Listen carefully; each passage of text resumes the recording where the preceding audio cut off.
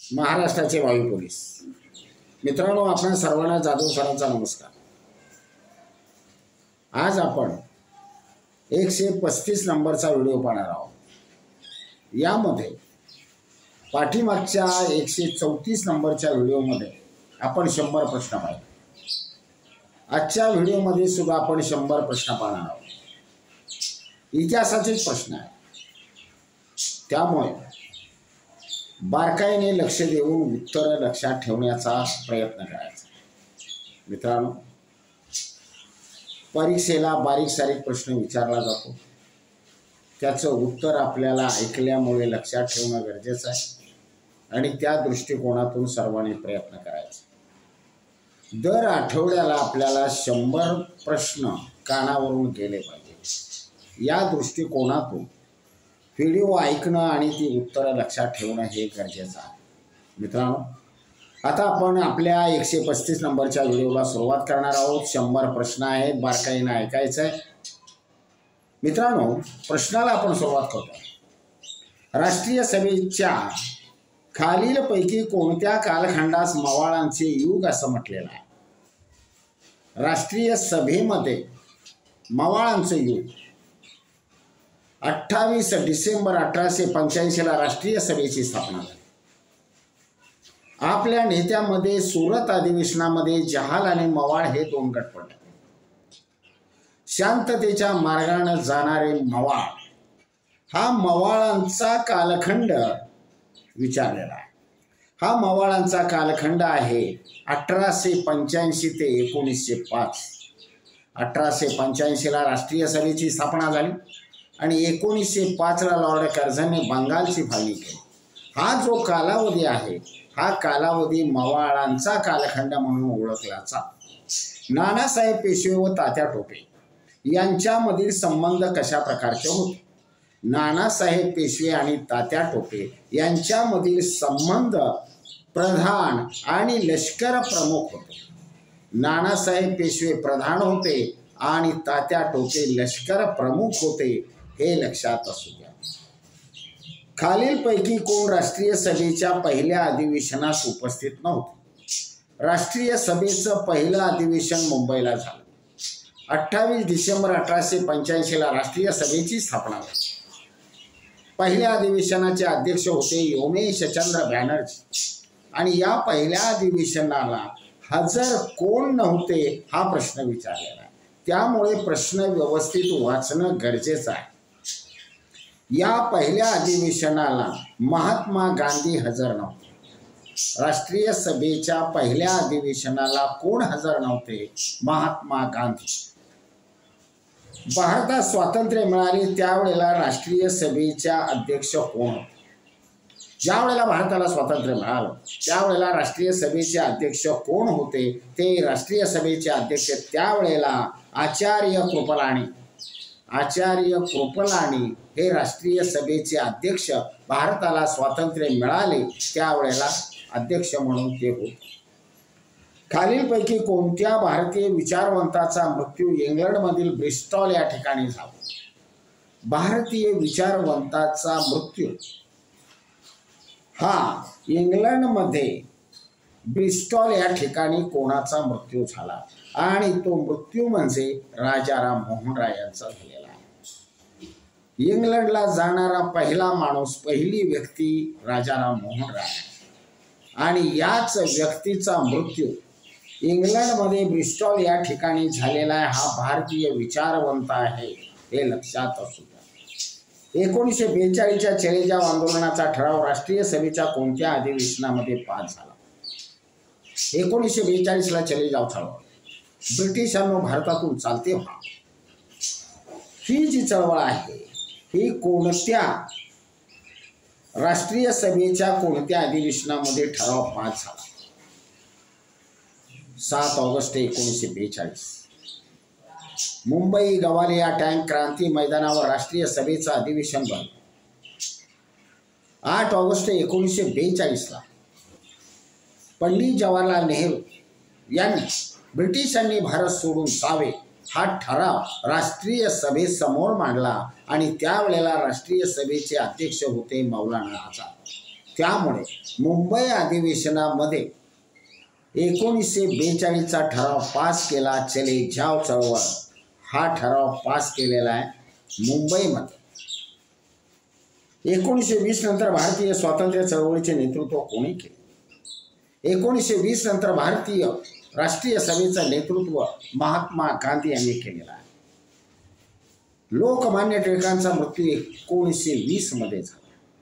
1905 ते 1920 हा जहालांचा कालखंड आहे. लोकमान्य टिळकांचा मृत्यू झाल्यानंतर भारताला नेता हवा म्हणून भारतीय नेत्याची निवड महात्मा गांधी करण्यात आली. महात्मा गांधी 1920 नंतर भारताचं संपूर्ण नेतृत्व सांभाळण्याची जबाबदारी त्यांच्यावर आली. राष्ट्रीय सभेचे दुसरे अधिवेशन कोठे भरलेले होते? राष्ट्रीय सभेचे दुसरे अधिवेशन कलकत्ता या ठिकाणी भरलेले होते. राष्ट्रीय सभेचे दुसरे अधिवेशन कलकत्ता या ठिकाणी, पहिले अधिवेशन मुंबई या ठिकाणी. आद्य क्रांतिकारक वासुदेव बळवंत फडके यांचा मृत्यू कोठे झाला?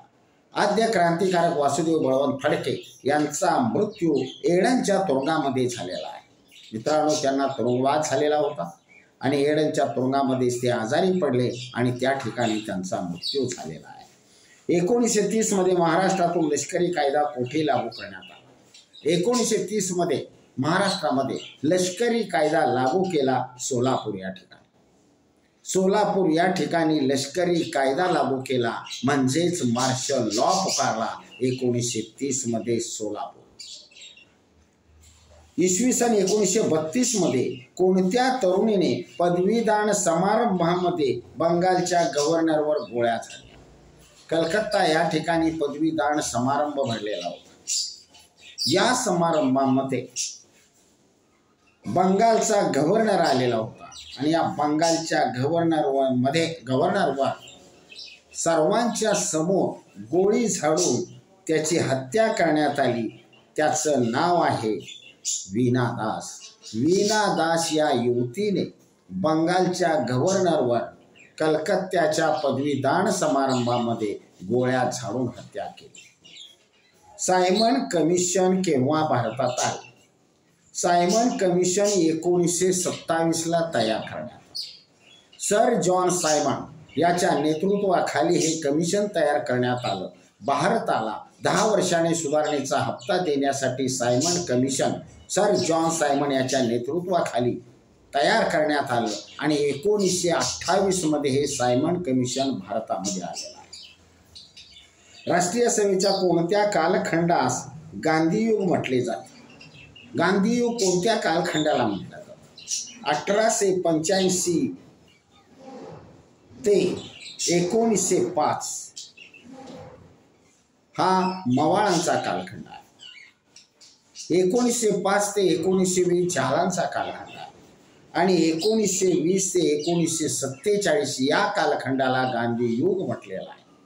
कारण टिळकांच्या मृत्यूनंतर संपूर्ण स्वातंत्र्याची धुरा महात्मा गांधीकडे आली आणि त्याला गांधी युग असं म्हटलं जातं. 1946च्या हंगामी सरकारचे पंतप्रधान कोण होते? 1946ला हंगामी सरकार झाले. त्या हंगामी सरकारचे प्रमुख होते, सरकारचे पंतप्रधान होते पंडित जवाहरलाल नेहरू.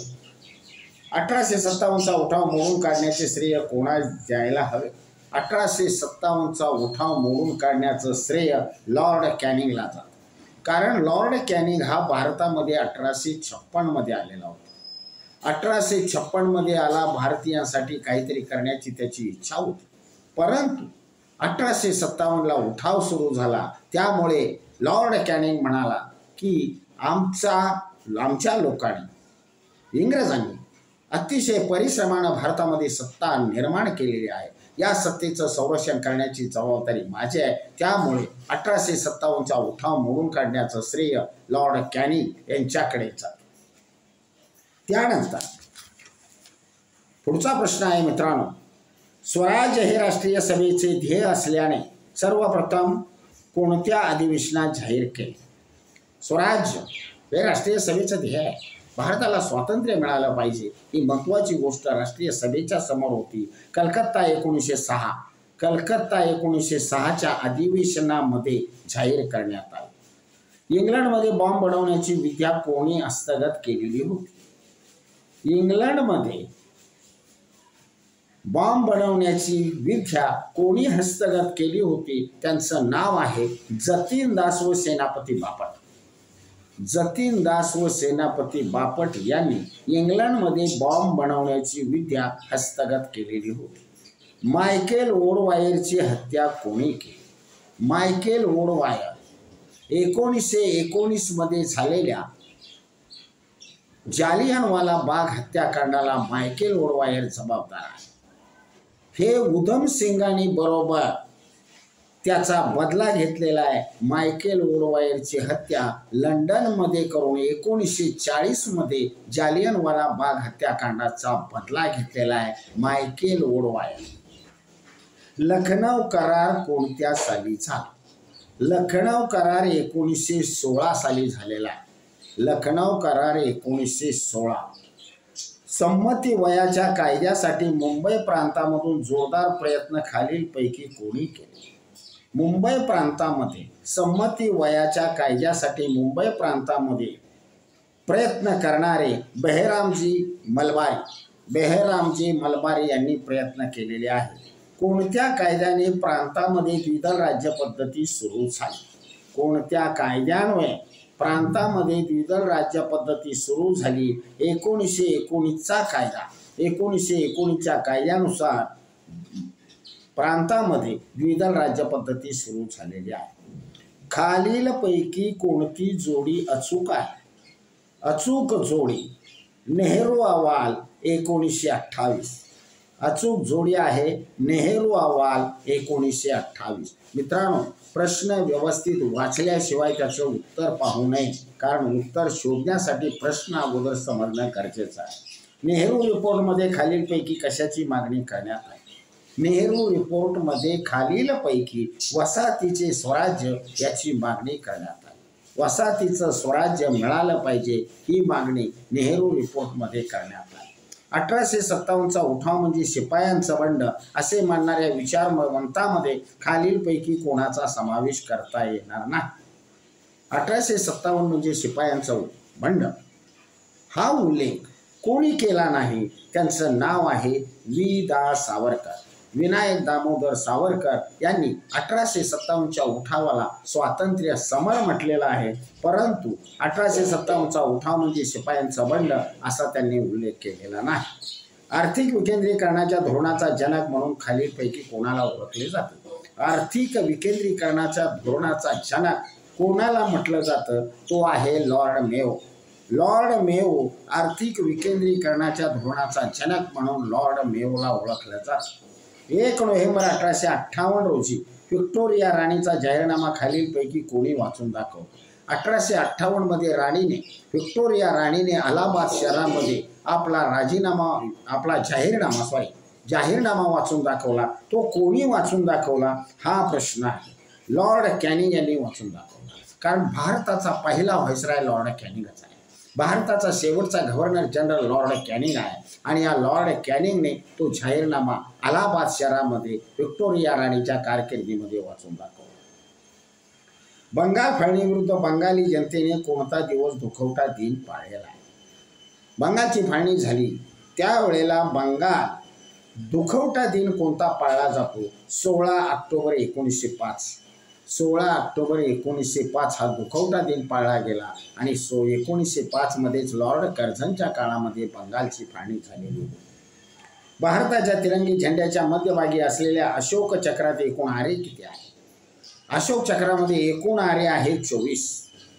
अशोक चक्रामध्ये एकूण आरे 24 आहे.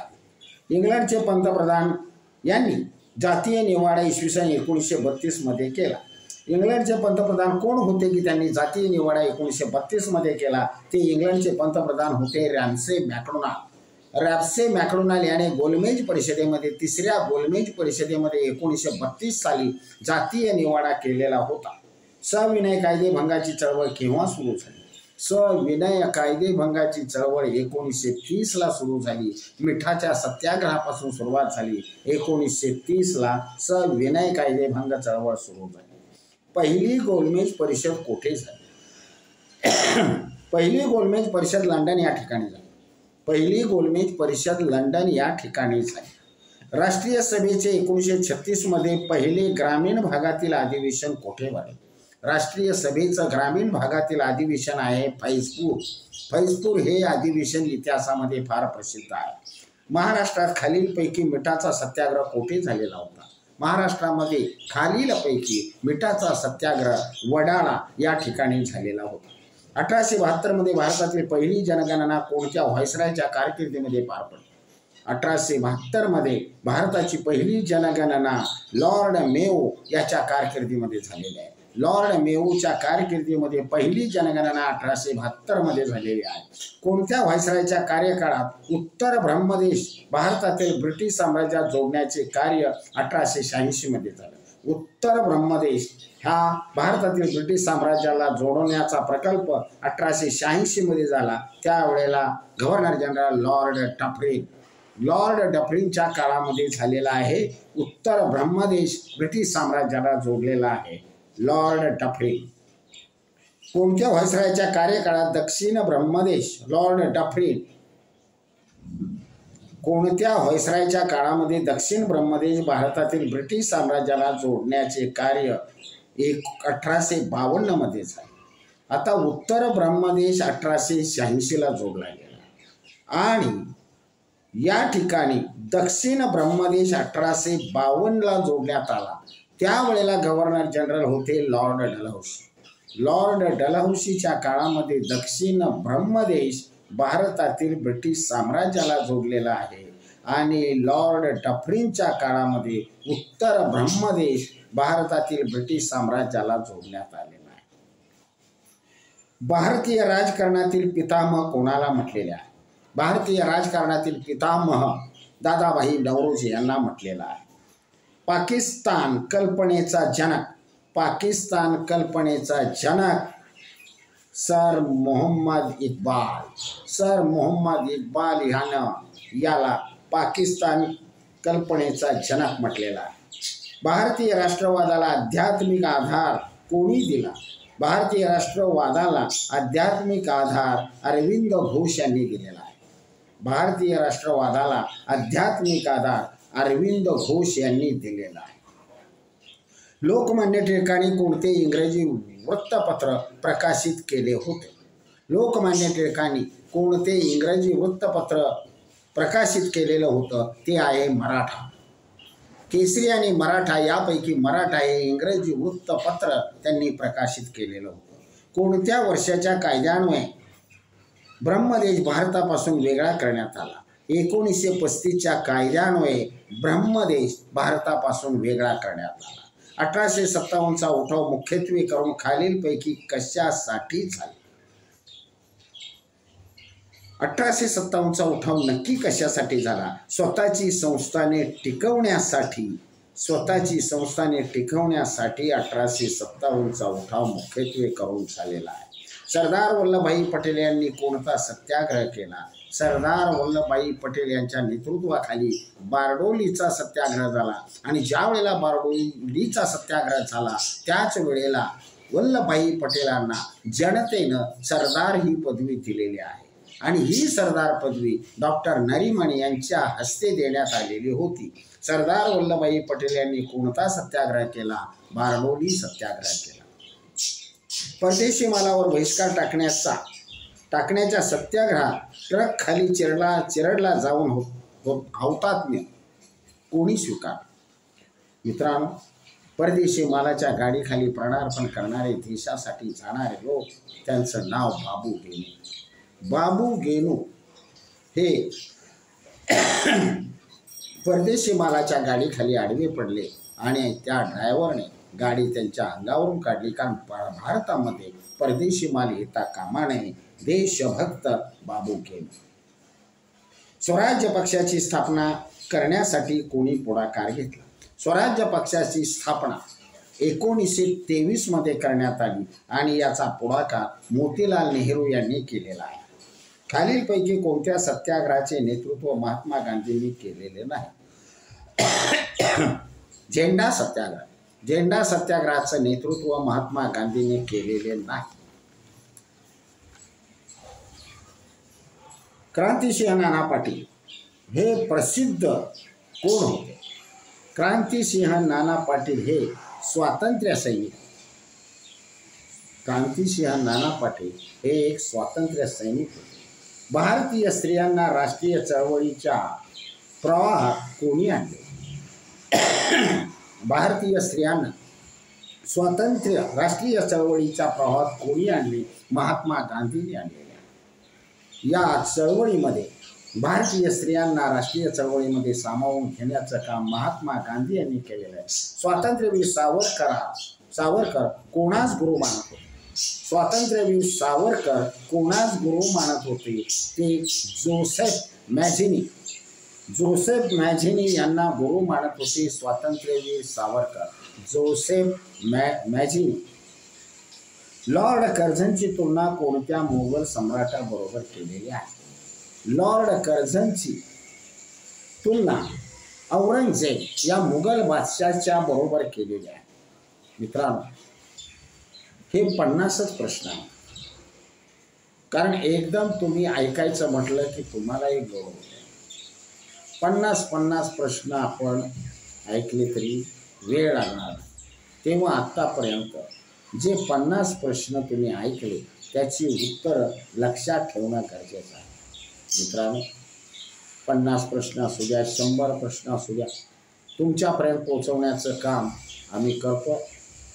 या प्रश्नाचं अवलोकन करणं, लक्षात ठेवणं आणि परीक्षेची चांगल्या प्रकारे तयारी करणं हीच आमची अपेक्षा आहे. मित्रांनो, आपल्याला व्हिडिओ आवडला नसेल तसं कळवा, आवडला तर लाईक करत चला आणि हे योग्य आहे की नाही हेही सांगायला विसरू नका. कारण शेवटी तुमच्यासाठी हे प्रश्न तुमच्यापर्यंत पाठवण्याचं काम करतो. मित्रांनो, आता या ठिकाणी आपण थांबणार आहोत. 135 नंबरचा व्हिडिओ, याच्यामध्ये फक्त 50 प्रश्न पाठवलेले आहेत. पुढच्या 136 नंबरमध्ये 50 प्रश्न पाठवले जाणार. 50 प्रश्न ऐकण्याचं काम करा आणि लक्षात ठेवण्याचं काम करा. आपल्या परीक्षेच्या तयारीसाठी मोलाचं सहकार्य होणार आहे हे विसरू नका. आपण या ठिकाणी थांबतोय. जय हिंद, जय महाराष्ट्र.